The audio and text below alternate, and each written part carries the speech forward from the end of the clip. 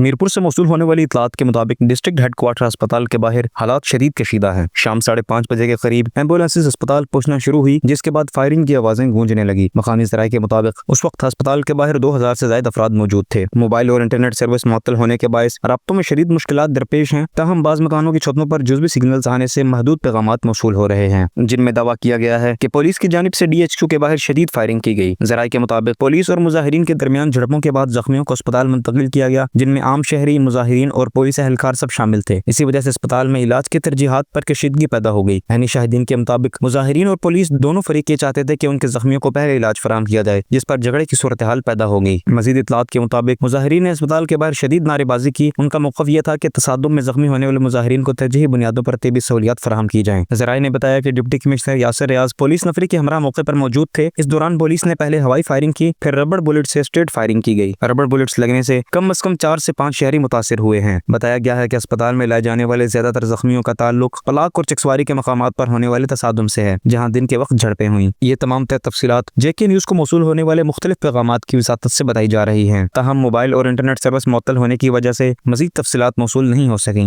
Mohammad Hashim, JK news, Mirpur, Azad Kashmir.